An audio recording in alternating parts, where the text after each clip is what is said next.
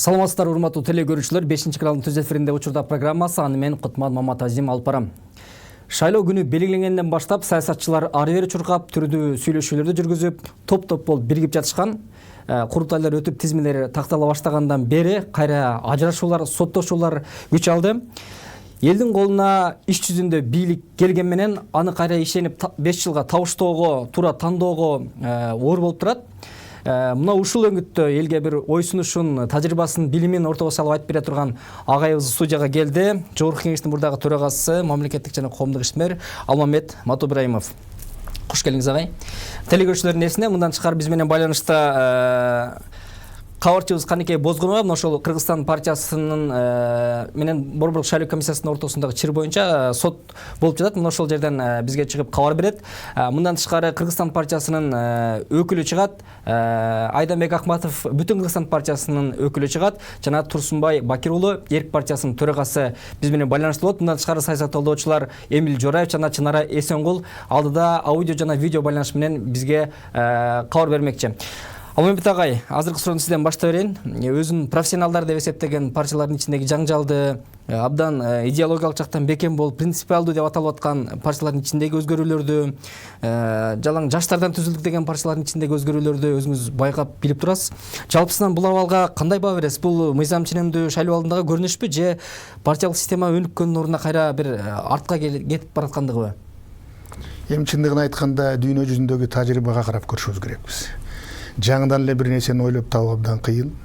Ошолордон карап, ошолордун технологиясы кандай болот, политтехнологиясы, шайлоо системасы кандай болот, ошол жердеги мамлекеттик башкаруу системасы кандай болот, ошого жараша мамлекет кылып кетиш керек. Биздеги айткандай башка мамлекеттерге окшоп, бизде парламенттик мамлекет деп киргизип койдук. Тилекке карашы биздин конституция боюнча парламенттик мамлекет болуп атат. Негизинен бизде кандай мамлекет экенин азыркыга чейин түшүнбөй жатабыз. Эч кимде бизде айтканда баардык бийликтин бутактарын, үч бутактын бийлигинде тең конституция боюнча укуктары, бийликтин мүмкүнчүлүктөрү берилген, алардын милдеттери менен жоопкерчилиги айтылбай, жазылбай калган. Ошондуктан бул жерге айтканда азыр кызычуу болуп атканда, мына биздин партиялык системанын шайлоо боюнча болгондо 2007-жылы биринчи жолу шайлоо болду партиялык. 2006-жылы. Ошону айтып келгенде бир айдын ичинде эле бир жаңы партия Кыргызстан боюнча түзүлүп, жаралып, бүт бардыгын түшүндүрүп коет деген өтө кыйын нерсе. Дүйнө жүзүндөгү партиялар ал 100 жылдаган партиялар. Бизде келе айткан азыр партияларды карап турсаңар, мына ар бир шайлоо болгон сайын азыр мына 3-чү жолу, мына айткан 4-чү жолу шайлоо болуп атат. Муну айтканда 2006-жылы кезексиз жогорку кеңеште кетирип, ошол кездеги бийлик партиялык системадагы шайлоо системасын киргизген. Бул жогорку кеңештеги. Ошондон бери мына 3-чү, 4-чү шайлоо келип атабыз. Ушул жерден туруктуу болуп келаткан партияларды көрө алган жокпуз. Баардык жерден айтат, жаштарга беребиз. Бул биз мындай кылабыз дейт. Асмандагы жылдызды үзүп элге берип коебуз дейт. Тилекке каршы партиялык шайлоодон келген депутаттарды көрүп атабыз. Ал жердегилердин жүзүн, өңүн, ким экенин, ички дүйнөсү кандай экенин, ал кандай өзү адамгерчилиги бар экенин, кандай зат экенин көргөздөн туруп, биз 5 кишинин тизмесин көрүп туруп шайлоо кылдык. Мына азыр көргөзөбүз деп атабыз. Бирок азыркыга чейин Борборлук шайлоо комиссиясы кайсы партия каттоодон өттү текшерилип, кайсы өткөн жок. Мына 4-күндөн баштап, сентябрдан баштап 3 күндөн кийин бизде толугу менен агитация жүрүү, баардыгы жүрүш башталат. Ошондуктан бул жерде айтканда тезирээк кылып койсо болмок. Эмгиче дагы жеребевка болду элек, кайсы партия кандай тизмеде барат деп. Эми партиялардын ортосундагы карама-каршы айтылыштар, кайма айтыш баардыгы болуп атат. Бизде бир өзүнчө элибиз кыргыз эли кызык эле экенбиз. Бир тарапта болсо эле жаштар коебуз, аксакалдардын кереги жок, орто жаштын кереги жок. Жаштар дагы керек, кайраттуу, чечкиндүү, билимдүү, алдыга коркпогон тайманбас жигиттер дагы керек бизге. Андан тышкары тажрыйбасыз мамлекеттин өнүгүүсү боюнча дүйнөдөгү тарыхый тажрыйбаны билбестен туруп алдыга жылуу өтө кыйын нерсе. Ошондуктан биз айтып атабыз парламенттик башкаруу дегенден парламенттик башкарууна келип президентти анда жоопкерчиликтен четтетишибиз керек. Конституция боюнча азыр президенттин бир эле эмес, кызматка коюп алуу эмес, анын мыйзам чыгаруудагы демилгечи болгонго конституция боюнча акысы жок.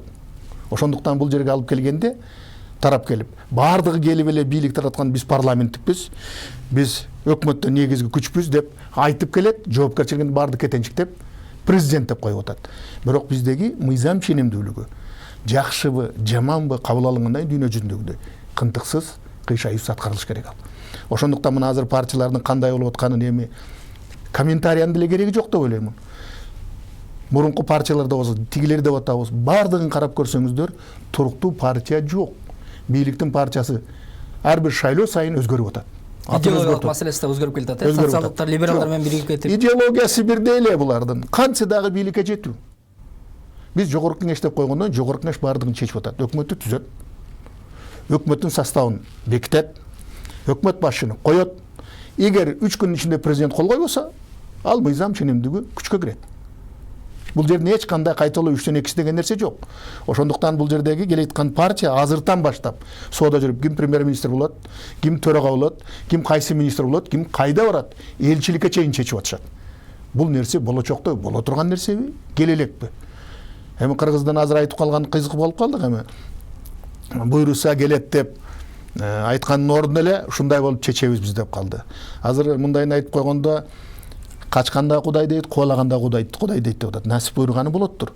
Ошондуктан партиялардын келеткандары азыр болсо негизден акчага деп атат. Мына азыр пандемия деп атабыз. Ушул бир апааттан кыйын болуп, бир дагы партия программасын толук элге жеткире алган жок. Ага мүмкүнчүлүк да берген жокпуз. Bir айдын ичинде, 15 күн ичинде алып келдик. Bir айдын ичинде кантип биздин жалпы шайлоочуларга жеткирет бул программаны? Кантип түшүндүрө алат? Ошондуктан бардыгы эле айтып атат, мындай кылабыз, андай кылабыз, тигиндей кылабыз. Мамлекеттин бир партия чыгып, партиянын топтогон акчасына бул завод куруп коебуз, же элдерге ушундай жакшылык кылып коебуз деген жок. Ушинтебиз деп атат. Ал мамлекеттик бюджеттен чечиле турган нерсе. Ошондуктан бул жердеги талаш тартыштарын айтканда кээ бирде карап туруп таң каласың. Орустардын бир макалы бар. Чужой монастырь со своим уставом не ходит дейт. Мындайын айтканда, бир партия экинчи партия кошулуп атат дагы, ал партия бизде мындай деп атат. Андай эмес. Ал партияга кошулгандан кийин ошол партиянын уставына, ошол партиянын бардык тартибине баш ийүү менен кириш керек. Андан тышкары биригүү болгондон кийин биригүү жөнүндө сөз түрүндө меморандум түзүлүп, кол коюлуп, ар биринин ошол мөөрү менен бекитилиш керек. Ал бериш керек, ошол жерде айтылыш керек. Мынанчанчы катарда, мынанча кезекте мындай кошулдук, ушундай орундар берилет. Же съезде канча делегат келет, ошого жараша шайлайбыз деген нерселерди айтпастан туруп эле ичара өзүнчө талаш тартыш жетелек жатып, мына өзүңөр көрүп атасыз, азыр жетелек жатып эле акча берди деп сот тарабынан каралгандагы маселелер болуп жатат. Эми бул жердеги айтып отурсак, кимдер гана олигархтар деп атабыз, байлар деп атабыз, депутаттар деп атабыз, бийликтегилер деп атабыз, каралар деп атабыз, аралашып атат. Карапайым элдин оюн ойлоп, ушулар ушундай деген сунуштарды берди эле, ушуларды аткаралы деп келели деген маселе сунуш болу элек. Элдин бир мүдөөсүн укпай туруп, ушундай кылабыз деп атат. Эми бул нерсени айтканда колунан келсе, мындайын айтканда мамлекеттин мүмкүнчүлүгү болуп кетсе жакшы болот эле. Мен бир нерсени айтып кетейин дедим эле, бул биз жерде айтып атабыз. Жыл сайын ички дүң продукциясы өсөт деп атабыз биз. 5-6% шериктеш мамлекеттердин ичинде, ЭЭПтин ичинде, Евразиянын ичинде биринчи орун деп атабыз. А тилекке каршы бюджетибиз ошол бойдон калып атат. Мына мен коңшулаш мамлекетте Тажикстанды айтып кетилем. 10-жылы алардагы 2 миллиард бюджет болчу, биздики да 2 миллиард болчу. Калкынын саны кичине көбүрөөк бизден, алардыкы миллионго. Алардыкы 9 миллиард болду, а биздики 2 миллиард бойдон калып атат. Дагы эле дефицит бойдон бюджет кетип атат. Ошондуктан бул жердегилерди айтып, анын үстүнө мынабу бизге апаат келип коронавирус деген. Экинчиден болсун биздин ушул ишке кеткен, тышта жүргөн мигранттарыбыз, ошол жерде жүргөн иштеп аткандарыбыздын дагы ал жерде Россияда, башка жерде негизинен жүргөндө жумуш мүмкүнчүлүктөрү токтоп калып, акча бизге которуулар да азаюуда. Ошондуктан социалдык акыбал барган сайын төмөндөдү. Ошондуктан бул жерде айтып кетет элем, өкмөт айтып 35 миллиард жетпейт деп атат. Муну февралдын акырында, мартта эле айтылган. Ушундай маселелер боюнча биздики аныстагы дефицит бюджет болот деп. Ошол жерден айтылганда тартыштык болот деген нерсени карап келиш керек эле. Карап келе албастан көп мүчүлүктөр болуп атат. Эми муну айтып атат, кандай болот дегендей. Мына өкмөттүн дагы Абылгазы өкмөттүн башчысы болду. Келгенде андан кийин кетирдик, өзүнүн арызын жазып берип кетти. А өкмөттүн отчетун 19 боюнча жогорку кеңеш кабыл алып берди. Ошондуктан бул жердеги ошончолук жетишпестик болгондон кийин бул жердеги биргелешкен жоопкерчилик бар. Коалиция көпчүлүгү депутаттар ушул өкмөттү шайлашкан. 2 жыл иштеди. 2 жылдын ичинде эмнеге жетишти? Бир да койгон программасы жок, бекитилгенде эч кандай нерсени сунуштаган жок. Ошондуктан бул жердеги эми келгенге татыктуу депутаттар келип эл шайлаган ичинде кандай болгондагы биз айтып атабыз. Мына фамилия менен партиялык тизме менен деп атабыз. Өзүбүз көрүп туруп атабыз. Бардыгы өз мекенине, кичи мекенине барып, бир мандаттык эле жерден жумушун кылып атышат. Негизинен тууганчылык, жердешчилик, башка акча каражаты бардыгын берип аракет кылып атышат. Эгер ошончолук кетип аткан акчаны, эгер чын эле ушунча акчаны жумшап койсок, мүмкүн бир завод куруп койсок дагы элге пайда келет деген ойдомун. Рахмат агай, биз менен байланышта Турсунбай Бакир уулу жана Бүтүн Кыргызстан партиясынын өкүлү Айданбек Акматов бар. Алгач саламатсыздарбы? Турсунбай агай, суроону сизден баштайлы. Борбордук шайлоо комиссиясында жүрөсүз, бизге жеткен кабар боюнча. Ал жерде сиздин арызданууңуз боюнча кандай чечимдер чыгып атат? Азыр биргелешкен эки жумушчу топ бир жалпы жыйын өткөрдү. Бүтүн Кыргызстан партиясынын ыйгарым өкүлү да катышты, мен да катыштым. Анан Бүтүн Кыргызстандын мурдагы штаб башчысы, аппарат жетекчиси Ибраимов Динмухамедов катышты. Азыр биргелешкен жыйыны чечим чыгарды. Бул борбордук шайлоо комиссияга төмөнкү нерсени сунушту, рекомендация берүү. Бүтүн Кыргызстан саясий партиясынын тизмесин каттоодон баш тартуу. Ушул чечим болду. Биз менен байланышта Бүтүн Кыргызстан партиясынын өкүлү Айданбек Акматов бар. Айданбек мырза, саламатсызбы? Саламатсызбы. Өзүңүз уктуңуз окшойт, борбордук шайлоо комиссиясына чыккан чечимде. Буга кандай жооп бере аласыз? Менин оюмча, борбордук шайлоо комиссиясы мына ушундай жумушчу топтун мына ушундай сунушун караардан мурда бир адамдын арызын маанилүү деп эсептейби же бул партиянын миңдеген 10 миңдеген шайлоочуларынын үмүтүн эске алабы? Мына ушул нерсени көңүлгө түйүп коюш керек да. Дагы бир маселе бар. Эгерде негизги оппозициялык деп эсептелген Бүтүн Кыргызстан партиясын шайлоодон четтеткен болсо, анда жалпы эле бул шайлоонун легитимдүүлүгү жөнүндөгү маселе чыгат. Bundan kийинки кадамдар кандай болот, Айданбек мырза? Бул деген сөз Бүтүн Кыргызстан партиясынын шайлоодон четтетүү же болбосо тизмени кайра баштан түзүү алып келгиле деген маселеге алып барабы? Тизмени эч качан кайрадан түзүп келүүгө убакыт жок, эч кандай мүмкүнчүлүк жок. Болгону мындан кийинки маселе, эгерде борбордук шайлоо комиссиясы азыр жумушчу топтун сунушун кабыл ала турган болсо, анда соттошуу аркылуу, сот аркылуу гана бир укуктук жолго түшүүгө болот, андан башка жол жок. Айданбек мырза, сиз өзүңүз жакшы билесиз, шайлоого чынында күрөө бар, андагы шайлоо маселелеринде финансылык жетишпестиктер бар. Ошонун бардыгын ошол партиянын ичиндеги талапкерлер көтөрүш керек. Демек, партиянын ичине сөзсүз акчалуу адамдар керек болот да бүгүнкү система боюнча. Анан Турсунбек агай айткандай, кайсы бир деңгээлде баягы чечимди башында алдын ала чечим түзүлүп, кийин өзгөртүлгөн деп айтылып атпайбы? Ошондой чечим болду беле? Чын эле акчалуу адамдарды кошуу маселеси каралды беле? Жок, акчалуу адамдарды эми кандай? Биз мисалы үчүн ушул жөнүндө сүйлөшүү болгондо 5 миллион сом күрөө төлөө маселеси коюлган. Бул маселени ошол тизмедеги жыйырмага кирген адамдар 250 миң сомдон топтойлу. Мына ошонун негизинде күрөө маселесин чечели деп сүйлөшүлгөн. Андан сырткары бул бир күрөө менен эле маселе чечилбейт. Андан сырткары өзүңөр билесиңер, буга фонд түзүлүш керек, шайлоо фонд түзүлүш керек, штабтын иштери деген нерселер бар. Мына ошого дагы бираздан акча чогултуп, ошол ишти жандандырайлы деген гана сөз болгон. Анан кайдагы 200 миң доллар же башка жөнүндө мен мисалы үчүн эч кандай андай нерсени укканым жок. Эгерде кимдир бирөө өзүнүн көңүлүнөн акча бере турган болсо, ал макул берсин деген гана сөз болгон. Анан милдеттүү түрдө мынчадан чогултасыңар, мынчадан алып келебиз деген нерсе болгон эмес. Бул маселе көтөрүлгөн учурда дагы, айрымдары айткан учурда дагы партия лидери тарабынан айтылган, биз эгерде ошентип акча чогулта баштасак, ушундай дей баштасак, анда биздин калган партиялардын айырмасы эмне болот деген маселе коюлган да. Мен мисалы үчүн өзүм жеке күбөмүн ушул нерсеге мына 250 миң сомдон чогултуп, бул мыйзамдын талабы күрөө маселесин чечүү үчүн. Андан башкасын мен билбейм. Турсунбай агай, 200 миң доллар боюнча мына сиз сурады деп айттыңыз эле, бирок буну партия четке кагып келатат да. Демек, бул жерде кайсы бир жалган сөз айтылып аткандай болуп атат да. Сиз кандай жооп бересиз буга? Биринчиден, мен студияда ким отурганын көргөн жокмун. Бирок акыркы сүйлөгөндө уктум, чужой монастырь со своим уставом не ходят деп. Эң туура. Эл партиясыны чакыргандан кийин биз курултай өткөрүп, Бүтүн Кыргызстан тизмесине кетебиз деп чечим кабыл алдык. Аны биринчи офисине тапшырдык, кийин курултайды өзүнө тапшырдык. Эмне үчүн буну айтып атам мен? Биринчиден, биз Бүтүн Кыргызстан партиясынын курултай чечимине баш ийдик. Аназма БШКнын эки жумуш тобу биргелешкен жыйында видеону да көрсөттү. Ага чейин аудио запись көрсөттүм. Баарында айтылып атат. Ушу 120 талапкердин алдыңкы 20 талапкердин атайлы деп туруп, менин да фамилиям айтылып атат.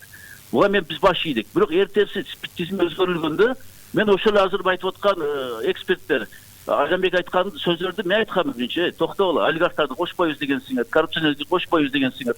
Эмне үчүн тизмени курултай бекитип өзгөртүп атасыңар деп. Анан кийин мени жылдырып салыптыр, алдыма олигархтарды коюп коюптур. Ошондо акча жөнүндө сөз болду. Кечиресиз Ажеке дейт, булар 200 миң доллардан берип атат дейт. Айданбек жок эле ал жакта, даже аппарат жетекчиси жок эле Димухамед, эч ким жок эле. Анткени бу жакта только Адахан бар эле, партиянын лидери. Калган 4-ө только мага окшоп сырттан келгендер. Малабаев Мурат, Өмүрбек Соналиев, Курсан Асанов и Темирсариев. Ошондо сөз болду. Ажеке дейт, ушу алдыңызга дейт, биз акча койгондорду койдук дейт. Анткени штабка агитаторлук акча керек экен дейт. Анан кийин мен суроо бердим, канча десем, Курсан Асанов айтты, агай дейт 200 миң доллар. Анан бул жерде Адахан сөз алды, айтты, туке дейт, капа болбоңуз дейт. Ушул бир эле мисалы Мадемиевди алсак, ушу наразы болуп атасыз, мисалы ошолордун бири Мадемиев Мурат дейт. СБКдан келген дейт, бул олигарх дейт. Бул дейт, бир эле акча төкпөй, бул иши Кадамжайды районду, Кызылкая шаарды, Лелек район тейлеп берет дейт. Аны мен айттым ошондо. Кечирип коесуң, мен ал акчаны эч качан чогулта албайм, мен өмүр бою зарплата иштегем дедим. Анда мени 22 месте коюп коюпсуңар, тизмен аяна коюп койгула, просто меселеден айырмаланып, мен сөздө турам дедим. Мен анда бүтүн Кыргызстанга иштеп берем, хотя бы тизмен аяна тыгып салсаңар деп. Турсунбай агай, сөз болгон. Эми токтоп турам меним. Эми БШК азма жыйында карады, ал курултайда, видеодо, аудиодо тизме берилбей, совсем башка тизме берилип калыптыр. Жана мен айткандай 3-4 киши отуруп алып, тизме өзгөрткөндөр. Ошондуктан бул жерде Айданбек ал катышкан жок, башка бир катышкан жок, только партиянын лидери жана мен айткан 4 киши, анан мен 6-чы болуп катыштым. Ошондо акча жөнүндө сөз болгон. Бирок БШКны караган жок. БШК эмнени карады?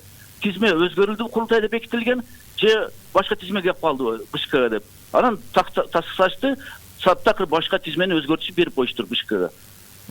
Турсунбай агай, сиз өзүңүз айттыңыз эле, мени биринчилерден болуп бүтүн Кыргызстан партиясынын төрагасы Адахан Мадымаров чакырды депчи. Ооба. Азыр андан бери убакыт өтүп, курултайлар өттү. Сиз кошулгандан кийин эми азыр өз алдыңызча башка партияга чыгып, башка партия менен барууга мүмкүнчүлүгүңүз жок, артка жол жок дегендейчи. Эми ушунча жаңжалдан кийин кайра партияга кирип, ошол тизме менен өзүңүздүн баягы эсептеп аткан, туура деп эсептеп аткан тизме менен барам деген аракетке баягы багыт алып атасызбы? Мен башынан эскерткенмин. Адахан Мадымаровдун өзүнө айткам. Көп айтат, Адахан өзүнө айтпайт. Мен айткам, анда көйлөрүм бар жана 4 атан киши. Анан кийин телефондон эскерттим. И ошол Субаналиев Өмүрбекти, башкаларды эскерткенмин. Эгерде курултайдын чечими бузулса, анда мыйзам бузулат, анткени курултай бекиткен тизме БШК тапшырылды. Анда мен БШКга кайрылам, сотко чейин кайрылам деген. Мен ошол сөзүмдө турам мен. Ошондо тизмени оңдоп, өзүлөрү курултай бекиткен тизмени берип коюш керек эле. Фальсифицированный, фальшивый спискти бербей, жалган тизмени бербей. Ошондон биякта айтып атпайм, мен союсум таза. Мен азыр күткөн жок эле мындай чечимди азыр рекомендация кылышын. Мен ойлодум эле, азыр айтышат. Тизмени бузупсуңармы? Көрдүк видеодо, аудиодо. Кана ошол тизмени үчүн бурмалап салдыңар деп. Бүтүн Кыргызстан партиясынын өкүлү, юристи, ыйгарым өкүлү жооп бере албай калды бул жерде.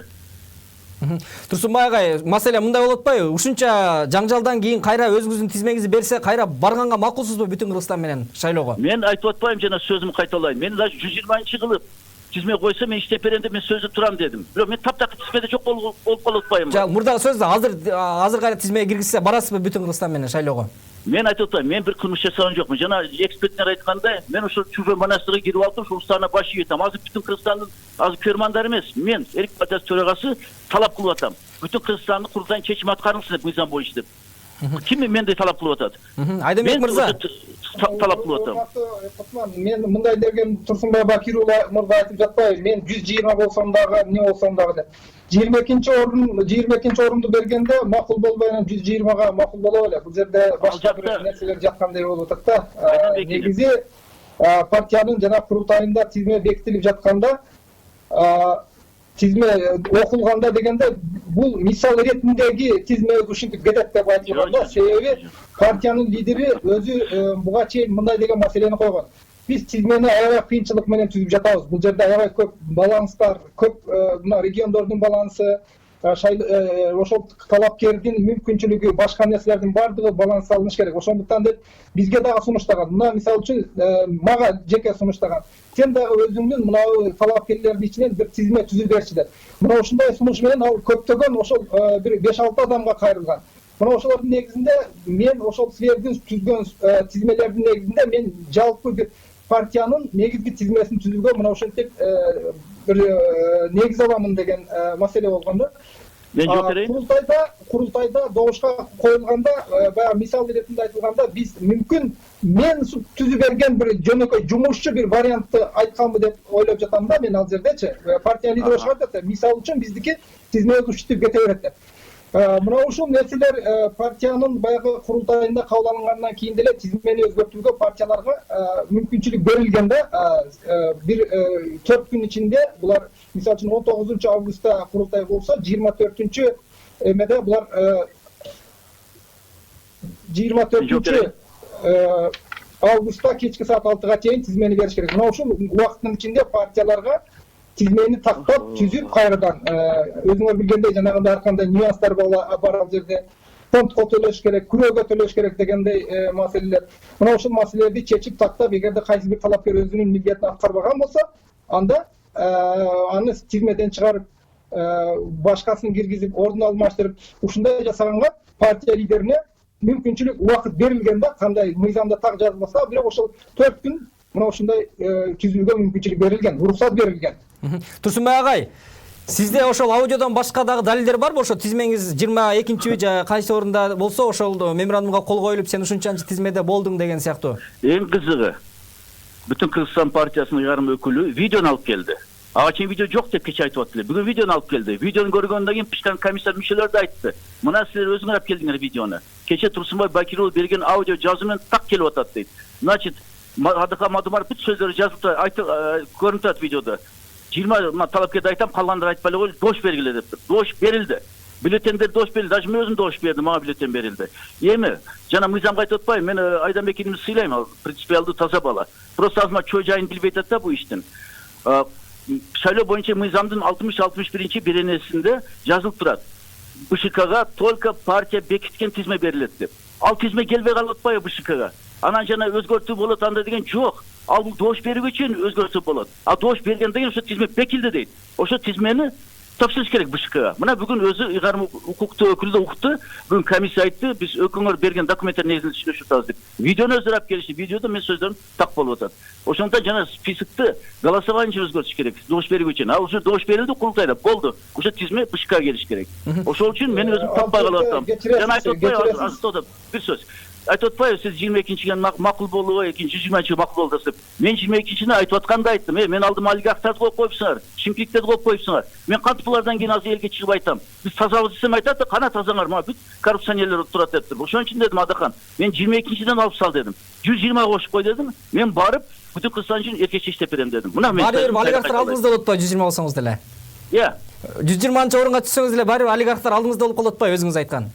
Бирок мен сойсум таза болот. Агерде мен алдым азыр 22 болуп турсам айтат да, ажы, сен эмне айтып атасың, тазабыз деп. Мен алдымда турбайбы деп турам. А 20 болсо баары билишет. Турсунбай Бакиров не претендует на депутатский мандат. Претензиясы жок, доматы жок, ал жөн эле иштеп жүрөт, Кыргызстанга деген сөз жаралат. Мен ошол үчүн иштеп берейин деп аткандар. Уже депутаттык мандат мага тийбейт анда. Но иштеп берейин деп чын жүрөктөн айткам мен. Ушундай болгон сөз. Айдабек мырза, жыйынтыктоочу сөз. Мен бирден кошумчалап коеюн да, бул жерде жана тизме жөнүндө бекитилген жерде. Ал жерде мына Эшмат 1-чи болот, Ташмат 2-чи болот деген нерсе айтылбайт ал жерде. Жалпысынан тизме бекитилет деген гана норма бар да. Мына ошол нерсе сакталган. Сен айткан нерселерди мисалы үчүн тиги жылы кетип мындай болуп калыптыр деген нерсе жок. Ошол тизмелерди иреттеп алганга партия лидерлерине мүмкүнчүлүк берилет. 19-да курултай болсо 24-үнө чейин ошолорду иреттеп алып келгенге мүмкүнчүлүк берилип жатат. Туура эмес түшүнүк болуп атат азыр. Рахмат, бул маселе боюнча алдыда дагы талкуу уюштурабыз, дагы бүтүн Кыргызстан партиясынын тегерегиндеги маселелерге токтолобуз. 1 мүнөт берип койгом, мен түшүндүрүп коеюн. 1 мүнөт башка сурабайм мен. Ошол нерсени Айданбек айткан нерсенин баарын бүтүн Кыргызстандын ыйгарым укуктуу өкүлү айтты. БШК четко жооп берди. Бул тизме мына Адахан Мадумаров өзү айтып атат. 120дан турган депутат талапкерлердин алдыңкы 20-сын окуп берейин деди. Бүт видеодо турат, анда мен чыгарам эфирге мына азыр беришсе БШК. Ошондуктан бул бекилген тизме БШК келиш керек эле. А жана өзгөртүү айтып аткан Айданбек бул дош берүүнүн алдын болуш керек эле. Бул дош берүүнүн кийин эч ким өзгөртө албайт. Закондо жазылып турат. Рахмат чоң. Рахмат чоң, эми алдыда Бүтүн Кыргызстан партиясы дагы аракеттерге барса, Борбордук шайлоо комиссиясынын чечими канчалык туура болду, али алдыда дагы буну талдап анализдейбиз. Азыр болсо мынакей ушул окуяны өзүңүз көрдүңүз, укуктук маселе болуп атат. Сиз бул жаатта тажрыйбаңыз мол. Айтып өтсөңүз, Борбордук шайлоо комиссиясынын чечими канчалык туура? Эми бул жерде Борбордук шайлоо комиссиясы чечим кабыл элек. Ал жердегилер булар жоопкерчиликтен четтетип атат, качып атат. Борбордук шайлоо комиссиясы качпаш керек. Алар ошол жерде отурган Борбордук комиссиянын мүчөлөрү кабыл алат. Булар жумушчу топ түздүк, анан андай кылдык, мындай кылдык деген ал болбойт. Ошол жерде айтканда шайлоочулар Борбордук шайлоо комиссиянын мүчөлөрү бул жерден добуш менен чечиш керек. Мыйзам ченемдүүлүк канчалык барат. Эгер Борбордук шайлоо комиссиясынын чечими макул болсо, анда бүтүн Кыргызстан сотко кайрылат. Бул жердеги нерселердин баарын айтып келгендегидей, азыр бүт бардык эки жак талашкандай, даярданып алгандай тизмектештирип, закон кандай экенин, закон ченемдүүлүк кандай экенин биз айтабыз, соттун чечими менен чечилет.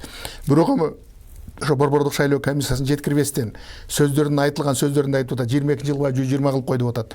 Эми бул жердеги айтылган сөздөрдө бир нерсени айтайын да, эми партия болгондон кийин ошол жердеги партиянын чечими бар. Ошол партиянын негизинде келип атат. Партия менен шайланып келип, канча кишини чыгарып коюп, канча кишини алып келип, дагы биз азыр билбейбиз кайсы партияда тизмеде кимдер бар экенин азыркыга чейин чыга элек. Мурун 5 киши чыкчу. Азыр биз айтып 120 кишини тең чыгарасыңар деп атабыз. Деген азыр закон ченемдүүлүгү кирип калган мурдагы ушундай. Ана ал жерде кандай чырылат, кандай сөздөр айтылат, ал жерге кимдер кирди, татыктуу кишилер кирдиби? Азыр бир өзүнчө ат коюп коюшат, чимкирик парламентте. Азыр айтып атпайбы, тердагы чимкирик. Алар чимкирикпи, бирөө чимкирик эмеспи, татыктуу, аны эл өзү карап, өз көзү менен карап көрөт. Эми бул жерде айтып атат, мындай чечилет анда, экинчи жагын оппозициялык көз караштагы деп атат. Биздеги оппозициясы деле, позициясы деле, бийлик партиясы деле келгенде камыр жумур болуп эле жогорку кеңеште маселенин баардыгын чечип атышат. Эми кандайча чечилип атат? Ал жерде кандай бюджеттин тартыштыгы бар? Ошол жердеги кишилердин маселелери чечимге алынабы, алынбайбы? Депутаттар айтканда баарын алып келип коюп коет. Мына президенттик шайлоодо айтып кеткенде, президент азыркы айткан ошол ипотека боюнча, таза суу менен камсыз кылуу боюнча, айылды көтөрүү боюнча деген санарип деген кандайдыр бир системалык түрдө бар айтат десем жаңылбайм го деп ойлойм. Бул нерсени бир күнүн ичинде эле баарын жаратып коюу кыйын. Ошондуктан депутаттар келгенде дагы бизде эми этеш туташтык деп коет экен, преемственность дегенде. Мурунку чечим кабыл алып кеткендерди кийинки келген парламент ошону жөндөш керек. Ушул жакшы иш бар айткан экен. Ушул уланталы кыргыз элине бир жакшылык алып келет деп биз бюджеттик тартыш, акча каражат жетпей атканда чечиле турган маселелерди бир күндө, 2 күндө же 1 айда, 1 жылда чече албайбыз. Ошондуктан ар бир нерсени убагы менен, кыска убакытта, орто убакытта, келечекте көп убакытта чечебиз. Перспективалык деген чечимдер болот деген нерселерди алып келип чечип койсок жакшы болмок. Мына азыр эми мен шайлоо кандай болот, шайлоо кандай жүрөт деген нерсени ушунчалык саясатта катышсам, 2 жолку жогорку кеңештин депутаты болдум, альтернативдүү түрдө 1 мандаттуу жерден шайланып келгенмин. Ошондуктан бул жерде азыр карап туруп кандай болот? Мурун биринчи партийный тизме болгондо партиялык тизме үгүттөө жалпы болгон. Азыр карап турсам, баардык округтарды тандап алып, өтөбүз, ушунча орун алышыбыз керек, мынчага жетебиз деп соодалашуулар, башка нерселер жүрүп атканы ачыктан ачыкка чыгып, сотко чейин жетип атат. Ошондуктан бул жерде мыйзам ченемдүүлүгүн айтып кеткендеги акыркы кайрылуусунда айтып кетти, бул баса кылып. Ошол шайлоонун алдында шайлоо тартиптери бузулса, кандай болот деген мыйзам ченемдүүлүктөрүн өзгөрүү толуктоолоруна кол койдум. Ошол аткарылыш керек сөзсүз түрдө. Катуу талап кылыныш керек деген нерсе болуп атат. Агай, бир суроодо ушул жерден сөзгө алчы. Мына азыр булар эми документтин өзүн көрө элекпиз, сунуштама деп атат. Аны аткарганга милдеттүү же милдеттүү эмеспи? Аны эфир бүткөндөн кийин документти колубузга алып көргөндө билебиз, бирок ошентсе дагы мына эгер Бүтүн Кыргызстан партиясы макул болбосо, булар сотко бериши мүмкүн. Мына азыр Кыргызстан партиясынын айланасындагы сот болуп атат. Эгер ал жердеги кандайдыр бир чечим чыкпаса, же болбосо бир жаңы жагдайларга байланыштуу дагы бир чырлар уланып бериши мүмкүн. 3 эле күн калды, 4-сентябрга чейинчи расмий каттап канча партия шайлоого аттанат, ошону биз аныкташыбыз керек. Борбордук шайлоо комиссиясы ушунча ишти карап жетишеби? Соттошуу, ызычууларды. Мен ойлоп бул жерден айтканда эми бул азыр бүтүн Кыргызстан боюнча болуп атат. Анан Кыргызстан партиясы боюнча, эки партия боюнча. Эми Кыргызстандыкы сот чечимине жетип калды. Сот кандай чечим кылса, жогорку сот. Ал жогорку соттун чечими, акыркы чечим, ал аткарууга сөзсүз түрдө аткарылыш керек. Бул кандай же катышат же катышпайт деп чыгарып берет. Экинчи жагынан айтканда мына шаардыкты чыгаргандан кийин бул Кыргызстан партиясынын мүчөлөрү, ошолордун активисттери, башкалардын баардыгы партиялар, башкачаны айтканда атааңдаштар ар кандай кылып комментарий берип жатат. Соттун чечим комментарий кылган эч кимдин акысы жок. Чечим чечилди. Ошого чейин чечим аткарылыш керек. Эми бүтүн Кыргызстандыкы кетсе, муну дагы тез аранын ичинде өзү шарт бар, 3 күн ичинде, 3 күн жумушунун күнүндө каралыш керек. Бул кандай болгондо дагы эми бир мандаттуу болгон жерде бул эми мен тажрыйба жөнүндө айтып атам да, ошондо 15 күнгө чейин соттошуп, акыркы 3 күн калганга чейин алып салып, кайрадан киргизген ушундай шарттар, маселелер болгон. Ошондуктан мен ойлойт элем бул жердеги биздин элге азыр чынын айтканда агитация кылып, үгүттөп, үмүткөр кылып антимиткенин кереги жок. Элибиз ушунчалык саясий санарип деп атабыз, санариптик жетишкендик. Азыр ар биринде карасаңыз YouTube бар, башкасы бар, Facebook бар, жаңылыктарды чырылдатып көрүп атышат. Кимдин кандай экенин ар биринин өзү уже жетилип калган ойлору бар деймин. Ошого карата шайлайт, андан кийин шайлагандан аттың дебеш керек. Бул шайланган нерсени жалпысынан ошондон көпчүлүктүн чечимине азчылык башыйыш керек. Же соттун чечимине. Бизде ар кандай нерсени айтып, биз жаңжал чыгабыз, биз революция кылабыз. Ал бул деген нерселердин өзү чынын айтканда бул туура эмес. Чечим болсо, кабыл алуу жөнүндө жакшынакай болуп, мына биздикиндей болуп бир күндө төңкөрүш кылып эртеге алып келип койгон, анан алар жоопкерчиликке болбош керек. Мына Белоруссияда болуп атабыз. Белоруссиянын жетишкендиги укмуш. Бул шериктеш мамлекеттердин ичинде бул мамлекетке жетиш үчүн 50 жыл кадам ташташ керек. Ошончолук бир дагы энергоноситель жок. Мен айтып коеюн, бул жерде 1%. Биздики болсо энергоноситель менен обеспечен. Ошол жерде бир дагы килограмм темири жок. Эң металлоемкий темир менен иштетилген нерселерди чыгарып, Беларусь ушунчалык алдыга кетип калган. Ошол жерде келгенде көрүп атабыз, 100 миң деп атат, 200 миң деп атат. Киши чыкканда көчө бузулган жок, дарак сындырылган жок. Көчөнү булгаган жок. Ошондуктан бизде дагы ушундай демократияга үйлөнүп, Арменияда болду. Кореяны карап атабыз. Базар күндөрү келет дагы 2 миллион киши отуруп, өзүнөн кеткенден бүт баарын жыйнап кетет, таза бойдон калып. Эми ошол айткандагынан баардыгы мына биз айтып атабыз, эгемендүүлүктө борбордук аянтка эч ким деле барган жок. Мынанча тонна мусор чыгардык деп атат. Эми мунун баардыгын карап бул этап өтүш керек дейбиз. Бирок этап өтүштө эмес. Биздин элибиз өтө билимдүү, өтө дилгир, кемеңгер, көп нерсени билген эл. Азыр бизге саясатчыларга караганда айылдагылар күнүгө бири-бири менен маселени сүйлөшүп, бизден дагы көбүрөөк саясатка кай жагына болгондо, эми бул жерде чече турган эл. Ошондуктан бул жердеги айтканда сактап келет президент айтты. Мыйзам ченемдүүлүгү менен келген кандай гана партия болуп эл шайлап өтүп келген менен баардыгы менен кызматташууга даярмын деди. Ушул баягы митинг боюнча улаган сөзүңөрдүн уламда бизде саясат талдоочу Эмил Жораев бар. Эмил мырза, саламатсызбы?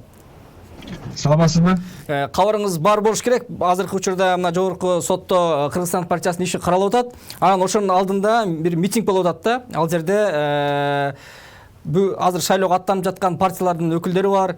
Мына ушул аракетти кандай баалайсыз? Ал жерде баягы Чоң Казат, Жапекеев жүрөт, башка реформа партиясынын өкүлдөрү жүрөт. Ошол жердеги митингдин өзүнүн болуусу бейтарап адамдар тарабынан эмес, атаандаш тарабынан. Муну кандай баалайсыз? Эми негизи ошондой идеалдуу сот бийлиги орногон жерде, идеалдуу адилеттүүлүк системасы иштеген жерде албетте мындай чогулуунун, соттун ишине мындай тыкан көз салуунун кереги жок болуш керек болчу. Бирок азыркы кезде мындай чогулуунун, соттун чечими кандай чыгаарын ушинтип шыкалап байлап турганынын менимче объективдүү негизи бар. Бул деген буга чейин канчалаган соттук чечимдер, өзгөчө ушундай саясий мааниси чоң болгон соттук чечимдер өтө чоң күмөн туудуруп, бир жактуу чечилип калган фактылары көп. Андыктан муну биз туура түшүнүшүбүз керек. Эми жана өйдөдөгү спикер айтып кеткендей, маселе ушул соттук отурум болуп атканда жана өзгөчө азыр чечим чыкканда мыйзам бузуу болбосун, эч кандай бир уруш талаш болбосун эме кылып берүү, ошо орунга ишке ашырып берүү жана жоопкерчиликтүү түрдө ушундай акция болобу кандай болсун жоопкерчиликти так сактануу менимче туура нерсе. Кыргызстан партиясынын иши сот ушул Кыргызстан партиясынын иши укуктук маселеден саясий маселеге айланып кеткен жокпу? Эми албетте бул саясий, бул эмне деген, албетте азыркы бизде ушундай чыңалган шайлоонун алдындагы күндөрдө болуп аткан иш. Шайлоого катышар катышпасы күмөн болуп аткан, ортого салынып аткан чоң партиянын маселеси. бул жерде саясыйлашкандан арылуу өтө кыйын. Албетте саясий болот. Бирок ошол саясий ушундай сезимтал маселеде сот чыныгы мыйзамга таянып, чыныгы адилеттүү чечим чыгара алабы жокпу деген маселе. Анан көп элдердин ушундай чогулуп турганы Кыргызстан партиясы тарапташтары да жана аттандаштардын тарабынан да келгендердин бир эле себеби ошол саясий мааниси чоң болгон маселеде сот, жогорку сот мыйзам негизинде чечим чыгара алабы деген маселеге күмөн болгондуктан болот. Эми сиз эч бир партиянын тизмесинде жоксуз. Мындай калыс пикириңизди айтсаңыз, негизи Кыргызстан партиясын шайлоодон четтетиш керекпи же андан жеңилирээк жаза ыйгарыш керек беле? Менимче мен азыр антип айтсам туура эмес болот. Мен сотто эмесмин, өзгөчө азыркы кезде сот жүрүп атканда мен антип айтмак эмесмин. Бирок менимче сөзсүз түрдө мондай мыйзам бузуулар же кандайдыр бир процедуралык маанилүү маселелер көзгө илинбеген болсо, ошого жараша албетте жооп болушу керек. Бирок мунун деңгээли, ошо жооптун деңгээли такыр шайлоого катыштырбай коюубу же кандайдыр бир эскертүү же уруш жарыялоо болуш керекпи? Бул албетте соттун тиешелүү тамгасына жараша чечилиш керек. Эмиль мырза, жалпы ушул партиялардын абалына жараша кийинки суроо болсун. Общее дело коомдук фонду социалдык иликтөө жүргүзүп жарыялаган, кабарыңыз бар чыгар. Анда элибиздин 82% кимге добуш берерин али билбейт да. Демек бул ушул партияларды эл тандай албай аткандыгы, партияларга карата ишеним арта албай жаткандыгынан кабар берип атпайбы? Алдыда дагы 1 ай аралык бар. 1 ай аралыкта мына ушул процент көрсөткүч азайып элдер кимге добуш берерин аныктап калат дегенге мындай негиз барбы? Албетте, ал сурамжылоону мен өзүм талкуулап берген болчумун жакында. Ал маанилүү нерсе. Анан ошол ушунча көп пайыздагы кишилер дагы деле бир чечимге келе элек болгондугу бул партиялар үчүн чоң мүмкүнчүлүк. Жана мүмкүн болушунча ушул азыр аттанып аткан партиялар элдин алдында кандай гана маселелер болбосун, өлкөдөгү мына чыйылгандуу маселелер боюнча өз сунуштарын, реформа боюнча сунуштарын берүүсү менимче эң маанилүү нерсе. Албетте бул 80% деген нерсе акыры 4 октябрга чейин жетпей жокко эсе болуп калат. Ошого ошол 80%-ын канча бөлүгү кайсы партияларга бөлүнүп кетери менимче партиялардын эң эле кызыктырган маселеси. Баягы акча добуш сатып алуу маселеси көтөрүлүп атпайбы бүгүнкү күндө? Мына ушул элдер баягы партиялардын электораты аз болуп, чыныгы идеологиялык жактан колдогон партиясы аз болуп аткан элди баягы акчага же башка бир кызыктыруучу нерселер менен алдап кеткенге бир оңой шарт түзүлүп калбайбы? Андай нерсе дайыма болуп келген, тилекке каршы буга чейинки шайлоолордо болгон. Азыр менимче өзгөчө ушундай кырдаалды эске алып, өзгөчө бу акыркы жылдардагы парламентке болгон сын пикирлердин күчөгөнүн эске алып, менимче ошол эле идеологиялык, идеялык өздөрүнүн жетишкендиктерине, ойлоруна таянган партиялар менимче ошол сатып алууларды, добуш сатууларды элге түшүндүрүп, канткенде андай текебер катачыл болгон кадамдардан арылууну түшүндүрсө менимче башкача шайлоого жетүүгө мүмкүнчүлүк бар. Рахмат Эмиль мырза пикириңиз үчүн. Алмамет агай, мына өзүңүз айттыңыз, бая бир да туруктуу партия жок депчи. Идеологиялык жактан дагы, программасы жагынан дагычы. Демек туруктуу партия жок болгондон кийин анын туруктуу шайлоочусу дагы жок болуш ыктымал да. Кыргызстанда бүгүнкү күндө добуш сатып алуунун бирден бир кесепети ушул жакта жатпайбы? Жок, бул жерден айтып кеткенде мен туруктуу деп турган партияларды айткан жокмун. Бул туруктуу деген бир партиядан депутат болуп, кийинки экинчи партияга өтүп кетет. Бул туруксуздук болуп атат. Эми бул жерден ушундай тынбай айтып келаткан партиялардан бир эки партия бар. Атын айтпай эле коеюн. Ушу өзүнүн сын пикирин айтып келатат. Ошол бузбастан ошол партия келатат. Алар бийликке келдиби, келген жокпу, бийликтеби, коалициядабы, депутатпы, депутат эмес айтып келаткан партиялар бар. Мен атагым келбейт. Бул жерден жанагы айтып атасыңар 82% ушундай деп. 82% эми ал биз 1000 кишиден сурап көрдүк. Биз чын айтканда шаардагы шайлоочулардын бардыгы активдүү катышпайбыз. Шаардайын билесиңер 40% келет. 42-43% келет. Негизинен айылдагылар толугу менен келет. Эми бул жердеги айткандагы өтө көп нерселер боюнча экинчи форма боюнча дагы көп уже акчасын алып коюп, номер экинчи форма менен башка жактан каттап өтүп калгандагы сөздөр болуп атат. Бул жердеги мына аттанган партияларга шайлоого альтернативдүү дагы бир кыймыл чыкты. Бардыгына каршы деген. Бул дагы өтө коркунучтуу. айтканда жанагындай айткандай аялдар көпчүлүк алып койсо шайлоо жокко чыгат. Ошондуктан бул жердеги нерсени түшүндүрүп, мамлекеттүүлүктү алып кетүү. Бизде баардыгын эле сындап атабыз, жаман деп атабыз. Милиция жаман дейбиз. Эгер сиз 100 кишиден сурасаңыз, милиция жаман деп 80 айтат. 70 айтат деп койлу, 50 айтсын. А эгер милиция жок болсо эмне болот эртеге? Ошондуктан бийлик жаманбы, жакшыбы арабаны сүйрөп атат. Ошондуктан бул арабаны оор күч канча жүктөлгөн сайын бийликтин оңдоо үчүн азыр мүмкүнчүлүк болгондо эң негизги нерсе бизде парламенттик шайлоо дегенден парламентке келе атабыз. Ошондо бизде көп нерселерди парламент чечип, аткаруу бийлигин үстүнө минип алды десе дагы болот биз. Ошондуктан бул жерлерден башка жактарда карасаңар, депутат деген депутат, министр деген министр бойдон жүрөт. Ал нерсени чын айтканда 120 депутат, бир министр бар, баардыгы жабылганда өтө кыйын нерсе. Ошондуктан өздөрү бекитип берген бюджетти аткарып атат. Бюджет аткарылбаса, ал министрлик аткарылбай калып атат. Бул жерден ушуну карап кеткенден кийин акча дейбиз. Эң бир кандай бир саны жалпысынан айтканда мүмкүн 20% ойттур акчага.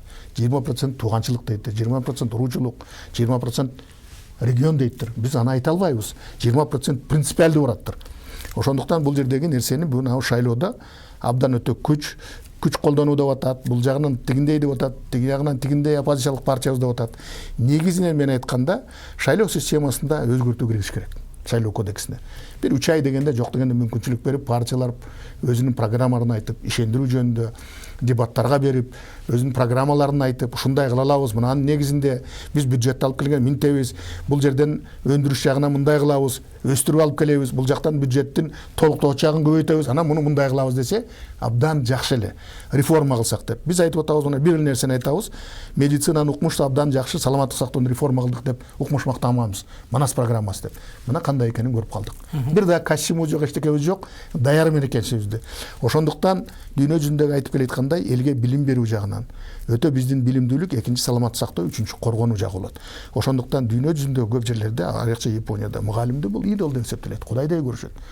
Себеп дегенде билим берүү болбосо, тереңдик болбосо, жөндөмү болбосо, эртеги келечек баардык жагынан жабык болот. Добуш сатуу боюнча алыстап кетелик деп бизде байланышта Чынара Эсенгул бар, саясат талдоочу. Чынара, саламатсызбы? Саламатсыздар. Сизге суроо мына добуш сатып алуу боюнча болсун. Буга чейин Борбордук шайлоо комиссиясындагы коррупция жоюлду, баягы автоматташтырылгандан кийин ошол себептен партиялар түздөн-түз элден добуш сатып алууга өттү. Ошон үчүн баягы эл менен партиянын ортосундагы добуш сатып алуу күчөп кетти деген анализдер айтылат да. Сиз чын эле бүгүнкү күндө эл гана баягы аң сезим ойгонуп туура добуш берсе, Борбордук шайлоо комиссиясында коррупция дээрлик мында жоюлду дегенге кошула аласызбы? Жок, андай кошула албайм. Анткени деги Борбордук шайлоо комиссиясынын өзүнүн табияты эле азыркы ошо кандай түзүлүшүн карасак, бул саясий орган болуп атат да. Анткени 3/4 бөлүгү президент менен сунушталып, 3/4 бөлүгү көпчүлүк, анан 3/4 бөлүгү оппозиция сымал деген бир партиялар сунуштап атат да. Ошондой болуп жазылган да. Ошондон келип чыккан цик да азыркычы шайлоо Борбор комиссиясы. Ошол үчүн бул түбү менен мыйзам жагы өзгөрүлмөйүнчө албетте бул саясатташтырылган табияты кетпейт. Саясат болсо эле коррупция болот да, айла жок. Баягы автоматташтырылган системанын өзүнө канчалык мындай ишенесиз? Эми ал кандайдыр бир канча маселени чечет шайлоо процессине тиешелүү. Бирок жалпысы жана негизги добуш сатуу же кандайдыр мындай кысым басым көрсөтүлүп добушту алуу, админ ресурс деп коебуз, андай башка нерселери жолдорун таап, импровизация кылып жакшы эле эметип атышат да саясий күчтөр. Ал жетиштүү эмес дегенди айткым келип атат. Чынара айым, андан тышкары мына Кыргызстан партиясы боюнча суроого келсек, Кыргызстан партиясынын башында бийликке жакындатыштырып, бул бийликчил партия дегендей кылып ачкан. Бирок Борбордук шайлоо комиссиясы шайлоодон четтеткенден кийин кайра бул бийликчил эмес партия окшойт деген ойлорго келе башташкан. Учурда бул боюнча мындай так пикир айтуу кыйын болуп турат да. Сиздин пикириңизде кандай? Менин пикиримде бийликке жакыныраак, бирок түз азыр байланышы жок. Ошол үчүн жеке мындай анализ берип атабыз, көп эле мындай эксперттердин тобунда. Негизги тартышы бул жанакы орундарды бөлүшүү, бул мекенем Кыргызстан менен бириндикте болуп атат, же башкача айтканда Матраев же Жээнбековдун үй бүлөлөрүнүн бийлигин талашкандыгында болуп атат. Ошол үчүн Кыргызстан болобу, бүтүн Кыргызстан болобу чектелип, азайып, алар ала тургандай ордунга место көбүрөөк бошоп, пространство көбүрөөк болсо, менимче бийликке жакшы эле болот да. бийлик менен Матраимовдордукуна. Ошол үчүн менимче бул жерде чоң оюн болуп атат. Эл мындай түшүнбөстүк болуп атат да, бийликке жакын болсо анда эмнеге минтет деп. Бирок биз көрүп атабыз, абдан жакшы многоходовка болгонсуп атат да. Байланышта болуп туруңуз, Алмамбет агай. Буга чейинки президент парламентке өзүнүн командасын жайгаштырып, президенттик постуда өзүнүн досун өткөрүп, андан тышкары аткаруу бийлигинен дагы бүтүндөй өзүнүн кадрларын коюп, таасирин сактап калам деп аракет кылып, бирок баары сактап кала алган жок да. Бүгүнкү күндө дагы мына шайлоо болуп атат, ошол жерге бийлик өзүнүн партиясын алып кирип, анан кайра таасирин сактап калам деген ишке ашпайт экенин азыркы бийлик канчалык түшүнөт деп ойлойсуз? Мен ойлойт элем, бул жерде бир нерсени айтып кетейин. Шайлоо системасындагы бизде автоматташтыруу бул кандай болсо дагы бизге тазалыкты алып келди. Эгер чын эле айтканда мурунку президент бул президент үгүттөп өзү ордунда туруп алып келди. Эгер ошол кездеги бүт нерсени компьютердик технология менен жасап койсо, булар жасап коет болчу. Канткени дагы элдик шайлоого келгенде бизде ар бир кишинин бюллетени менен, бармак басуусу менен бул маселе кыйыныраак болуп калды. Ошондуктан өтө чоң голос албастан өттү. Анын үстүнө бул жерден реалдуу өттү десек болот. Биздикиндей баягында эле 85-80% деген болбой, 57-59 болду. Бул дагы абдан жакшы маанай деп ойлойм. Экинчи жагын айтканда, бул жерден эми жанагы жерден алганда сырттан алып үгүттөп алып кирет. Бирок ичиндеги жанагы шайлоочу киргенде ичиндеги кимге шайлоо берүүнү эч ким чече албайт. Азыр телефон менен тартып чыгасың дейт. Азыр телефон киргенде уруксат жок. Баардыгы жок. Ошондуктан ал кимге ким добуш берди, муну эч кандай фамилиясы жазылбагандан кийин чечүү өтө кыйын. Бул биринчиден. Экинчиден, президенттик шайлоодо 3-4 киши катышты. Эми айтканда 3 эле киши катуураак добуш алышты, киришти.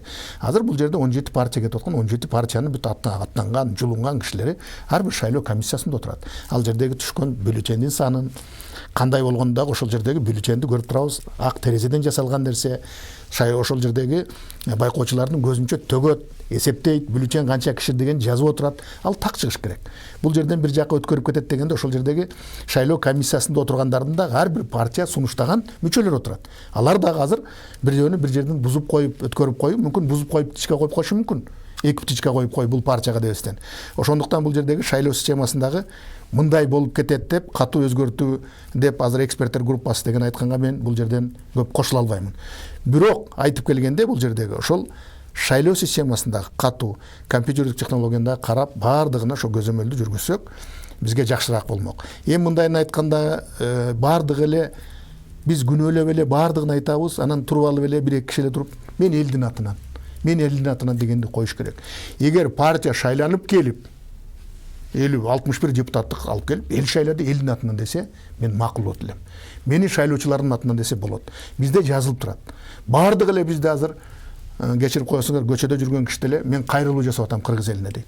Кайрылуу жасаганда бизде мыйзам ченемдүүлүгү менен президент кайрылат, жогорку кеңеш жалпы чечим менен элге кайрылуу жасай алат. Ошондуктан бул жердегилерди карап көрсөк, өтө бизден чырлуу болуп, бир жактуу болуп, өтө жамандап, өтө мындай кылган ыплас сөздөргө чейин барып атабыз. Бул нерселерди мен ойлойт элем, элдин канчалык болгон сайын, карама каршылык болгон сайын ошончолук эл бурулат. Суроо өзөгүнө өтсөк дагы, бийлик бүгүнкү күндө бир партияны алып келип, өзүнүн бийлигин мындан ары да сактап калууга аракет бир байкалабы ушундай? Мен ойлойт элем, бул жердеги бийликтеби ошо бийликке кызыккандар өзүнчө биригип атат. Бул жерде бир эле эмес, бийлик эмес. Бийлик аргасынан акчасы барлар менен, күчтүү кландар менен, күчтүү региондор менен байланышка чыгып, ошолордун татыктуу эмес кишини алып келип, орунга коюп, алдыга жылдырып атат. Ошондуктан булар канча дагы көп добушту алып келип бийликке жетүү. Бул ар бир нерсенин оппозициялык кыймыл десе дагы, оппозициялык кыймыл келип бийликке жетиш керек. Максаты бийликти алуу. А бийликке келгенде эмне кылам, кантип иштетем деген нерселерди караш керек. Бул жерде убактылуу өкмөт дагы келген. Эчтеке жооп бербестен, чечим кабыл албастан көп нерсени артка кылып таштап кетип калышты.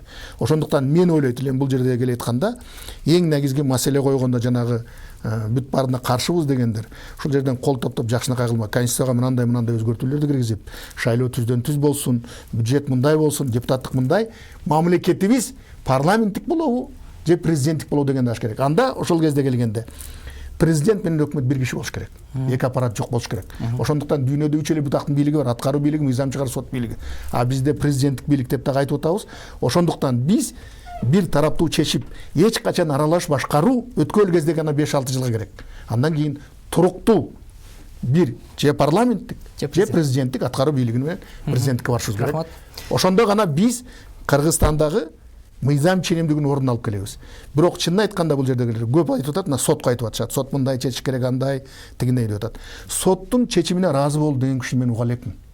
Жакынына чечип берсе да мындан жакшыраак чечип койсоң дагы болот дейт. Сот кантсе дагы адилеттүүлүккө барууга аракет кылып атат. Мына жерден азыр чынын айтканда жок эле жерден партияны, Кыргызстан партиясын, азыр бүтүн Кыргызстанды бул чоң саясий бир туңгуюкка такап атабыз. Бул жерде айтканда, эгер партия барсын, ошол жерден утуп алсын. Бири-бириңерге жамандайсыңарбы, жакшылайсыңарбы, өзүңөрдүн программаңа айтып, татынакай кылып шайлоодон өтүп келген кишини Кыргызстандагы эл шайлап атат. Мүмкүн айтып атабыз, 10%, 20% сатып алаттыр. Калганын башка дагы принциптер бар. Бул жердегилер карап көрүш керек. Экинчи жагын айтканда мына айтып атабыз, иш мигранттарын айтып атабыз. Бул ошол жердеги жүргөндө канча киши шайлоо болот билүүчү. Ошончо жерден канча киши бар деп атабыз, миллионго жакын. Ошол жерде ошончо киши өтө алабы? Канча участок болду? Азыркыга чейин бизге белгисиз. Ошондуктан бул жердеги көп нерселерге мынау мүмкүн пандемия деген зыян тийип ушундай болуп калгандыр. Бирок мен ойлойт элем. Мына азырдагы партиялар кеткенде, жок дегенде ушул пандемияда элге жолугуша албаганда 30 күндүн ичинде телевидениеден, бир телевидениеден толук берип 2 сааттан дебаттарды чоң-чоң кылып бир 5 саат, 6 саат кылса, эл тандай билип бир жагына ойт эле. Чын эле ким кандай экенин билгенге аракет кылат эле. Чынар айым, мына Кыргызстандын партиялардын айланасындагы жаңжалдарга келсек да, Кыргызстан партиялык системага киргенден берки тарыхында эле ошо шайлоо күн башталгандан тартып ошол 5 жыл өтүп кеткенге чейин ушинтип чуулашкан, соттошкон, жаңжалдашкан учурлар көп да. Буга чейин кээ бир партиялар үй бүлөсүнүн атынан бир ант иштирип, видео жарыялаганга чейин барган. Демек, азыркы чырлар бул башталышкан алдыда мындай талаш-тартыштар көп болушу мүмкүн деген таяныкка келсек болобу? Албетте болот. Анткени жалпысы мындай жагдай курчуп атат, анан бул вирус да анын ролун ойноп койду. Бирок эң чоң маанилүү фактор бул маданият болуп атат да. Биздин саясий маданият, ой жүгүртүүбүз, кабыл алуубуз өзгөрбөгөндүктөн мындай чыр-чатак менен бийлик, акча болуп атып эле ошентип ойноп кетип атат да. Ошол үчүн мындай чырлар көбөйөт. Анткени мыйзамдуулук үстөмдүүлүк кылып атпайбы. Биздин өзүбүздүн маданият деңгээлибиз, ошо мыйзамга баш ийгенибиздин деңгээли абдан төмөн болуп аткандыктан. Чынар айым, сиз бая Борбордук шайлоо комиссиясында ар бир партиялардын өкүлдөрү отурат дедиңиз. Бизде баягы шайлоо участкаларында дагы партиянын өкүлдөрү көзөмөл жүргүзөт, андан тышкары жарандык активисттер көзөмөл жүргүзөт. Ушул партиялардын азыркы Кыргызстан партиясынын тегерегиндеги маселе деле ушул партиялардын бири-бири көзөмөлдөп атып, мына ушул мыйзам бузуулуу фактысын алып чыгып коюшту да. Демек, партиялар бири-бирин көзөмөлдөп атып, ушу шайлоонун таза өтүшүнө өбөлгө түзө алабы? Ооба, бирок бул үстөрткүлүү поверхностный дейт го орусча, факторлор болуп атат, процесстер болуп атат. Ошол үчүн чыныгы, түпкү, терең жак деңгээлди караганда бул структурный факторлор жыйынтыгына ойнобойт да. Менимче уже көбүнчөсү чечилген, даже могу технологиялар деле көп жардам бербейт. Ошондуктан мисалы партияны көзөмөлдөгөнмегендиктен негизги жыйынтыктарын кайсы факторлор ойноп бийликке жакын болгон же акчасы бар күчтөрдүн ушу шайлоодон утуп келери деген прогноз ишенимдүү эле болуп атат да. Менимче айтканда бул мындай бири-бирин контроль деген картинка бар, бирок түпкү жагынан бизге көзгө көрүнбөгөн процесстер ошо жыйынтыкты чечет деп айткым келип атат. Агай, сиздин пикириңиз? Мен айтат элем да, бул жерде бийликтейбиз, бийликке парламент ушунчалык сын пикирлер абдан көп айтылды. Азыр канчалык катуу аракет кылса, ошончолук тескери эффект берип коюшу мүмкүн. Бул жерден да караш керек. Шайлоочулардыр азыр негизинен туңгуюк болуп, унчукпай тунжурап тургандагы өтө бул дагы коркунучтуу нерсе десем. Кай жагына барат, кандай болот, кимге добуш берип коет деген нерсени айтып, мына инициативный өзүнчө дагы бир группа чыкты, бардыгына каршы деген. Бул да кандай эффект берет, кандай болот? Азыр ызычуусунун бардыгы башталып, эң негизгиси азыр мына Борбордук шайлоо комиссиясы кечип атат. 4 күнү башталыш керек. Бардык партияны каттоодон өткөрүп, алар жеребьевка өткөрүш керек. Ким кайсынчы номер менен тизмеде барат дегенде. Ушуну тезирээк чечип койгондон кийин бардык партиялардын тизмелери чыккандан кийин дагы элдин реакциясы ошончолук өзгөрөт. Элдин көз карашы өзгөрөт. Себеп дегенде муну күтүп отурат. Ошондуктан 80% азыр айт эле ким бар, ким жок деп. Ошондуктан эл оңой эмес, даярдуу болуп калган көп жагынан. Бул жерде мен ойлоймун, өтө ойлобогон чечим болуп калса дагы мүмкүн элдик. Агай, баарына каршы добуш берүү боюнча айтып калбадыңызбы? Эгер баарына каршы берсе, бүгүнкү биз шайлоону кайра баштан өткөрүүгө туура келет деп турабы? эгер көпчүлүк кайра добуш берип койсо, баардыгына каршыбыз десе кайрадан өткөрөт. Бул партиялар ал шайлоого катыша албайт. Шарттары көп ал жерде. Эми албетте баягы башка партия түзө калып кирип кеткен мүмкүнчүлүк бар да. Бизде Демек бул баягы акчасы ансыз дагы аз партиялар ушул шайлоодо акчаларын коротуп алат дагы алсырап, ан сайын баягы акчалуу олигархтардын партиясы өтүп кетишине кайрадан шарт түзүп койбойбу шайлоочулар? Эми бул жерде 200 партия бар, кандай барат, эми кандай болот? Бул жердегилер шарттарды карап көрүш керек. Ошончолук эл эгер баарына каршы берсе, ушул жердеги тизмедегилердин көбүнө олигарх деп жанагы жаман көрүнүп, андай мындай бийлик колдоп башка болгондордун баарына каршы болгон добуш деп ойлойм мен. Булар ички оюн, алар кеңешпестен туруп, сүйлөшпөстөн туруп баарына каршы деп берсе. Эгер каршы дегендер келгенде андан кийин баардык ойлонушат. Кимди алып барсак тизмеге, ким менен кеңешсек деген чоң маселе кетет. Бул жердеги ошол олигархтардын деле эмне акчасы төгөнбүз дейсиңби? Баардыгын төгөндү, канча акча коротуп коюшту. Да канча шайлоо кезинде коротушат. Ошондуктан бул жердеги нерсени карап көрсөк абдан жакшы болот эле. Баардык нерсени мыйзам ченемдүүлүгүн катуу кылсак, тартипти, маданиятты шайлоодо отабыз. Бул кыргыз деген өтө кемеңгер, өзү көтөрүмдүү элбиз. Ошондуктан мынча көтөрүп келе атабыз. Биз азыр шайлоодо могу жерде келе атканда, ошон үчүн 80% кимге берем деген унчукпай турат. Тизмени көрөбүз, кандай экенин көрөбүз, кайсы партия экенин деп турат. Бизге келип эртеге Кыргызстанды мынантип коебуз деген болбойт.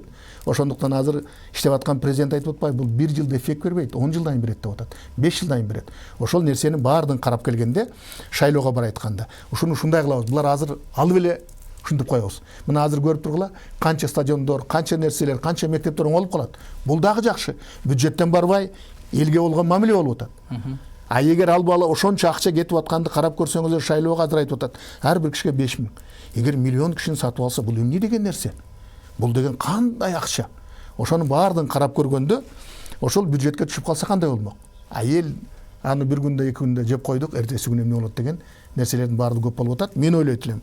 Азыр биздин канткенде дагы кемеңгер, түшүнүктүү, нарк дөөлөттүү, наслди билген элибиз бар.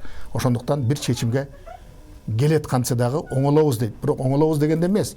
Биз тартиптүү, тарыхты окуп, билимдүүбүз бардыгыбыз. Кай жака бурулганды билебиз. Анан биз бүгүн жаңы келдик, кечөө келдик деген токтотуш керек. Тарыхый нерсени, баардык нерсени алып келип, аткаруу ишти алып кетиш керек. Бирок ошонткенде дагы мен айтып кеттим, бул азыр дагы айтып келетем. Бир дагы партия, ушул мен айтып кеттим эле, анча-мынча партиялар мынчаны кетиребиз биз деп атат. Кетиргенде булардын биринин дагы түшүнүгү жок болуп атат. Мамлекеттик мүлк бизде 100% болуп турганда 5 эсе аткаминелер аз болчубуз. Анда мамлекеттик система бузулбай иштеп аткан. Азыр 13-14% мамлекеттик мүлк калды. А ушунча аткаминердин кереги барбы? Ушунча окутуп аткан студентибиздин, элибизди кыйнаган кереги барбы 220 000 студенттин? Алардын ар бирине жок дегенде 200-300 000 тен акча кетет ай сайын. Ата энеси акыркы тапкан малын сатып окутуп атат баласын. Ошондон эффект болобу, болбойбу? А биздеги азыр окутуу системасы, университетти бүтүп келген балдар арыз жазсаң арыз жаза албайт. Ошондуктан мен ойлойт элем бул жердеги биз бир катуу тартипке келип, бир мамлекеттик ыраттуу башкаруу системасын түзүш керек. Ал катуу болот система. Катуу болсо сын болуш керек, бирок ошол түз жолго алып келиш керек деген ойдомун мен. Сиз айткан же парламент же президенттик башкарууга өтүш керек деген маселе. Үч эле бутактын бийлиги болуш керек. Бизде 4 болуп калып атпайбы? Ошондуктан дүйнө жүзүндөгүдөй 3 эле бутактын бийлиги болуш керек. Мына биз азыр көп нерсени алып келип, конституцияны ушул бир жолу сурай элекпиз. Ушул конституцияны жазгандар жооп берип койбойбу деген сөз жок. Бул жаман конституция дейбиз, такалабыз дейбиз, таянабыз дейбиз. Конституциясы жок, эң демократиялык биринчи болгон Англия иштеп атпайбы? Эң акылдуу Израиль иштеп атпайбы? Конституциясы жок эле, сот законов менен. Ошондуктан биз конституцияны алганда 1 жылбы, 6 айбы тактап, сунуштарын баарын алып келип, альтернативанын баардыгын коюп, мүмкүнчүлүк берип, теле аркылуу, радио аркылуу, гезит аркылуу берсек, толук маалымат каражат аркылуу берсек, ошондо эл талдап алган конституция болсо, мен ойлойм жаңылбайт деп. Ошон үчүн аралаш система дүйнө жүзүндөгү бүт саясий нерседе келе аткан нерселерди түшүндүрүп, мен 2 жол айттым, дагы 1 жол айтып кете турганым. Бул Германияны, Японияны, Италияны, булар диктатордук, тоталитардык мамлекет болгон үчүн аларга сөз түрдө Америка парламенттик шайлоону байлап булардын моюнуна коюп койгон. Ошол 46-жылы берген конституция азыркыга чейин Япониядагы, Германияда иштеп жатат. Бул нерселерди алып кеткен нерсенин толуктап анализдеп көрүп, биз кандай барабыз дегенге, өзүбүздүн кичинекей мамлекетибизди алдыга алып кетсек, толук мүмкүнчүлүгү бар чыгып кеткенге. Рахмат акай пикириңизге. Урматтуу телегөрүүчүлөр, сиздер 5 каналдын түз эфиринде учурда программасын көрдүңүздөр.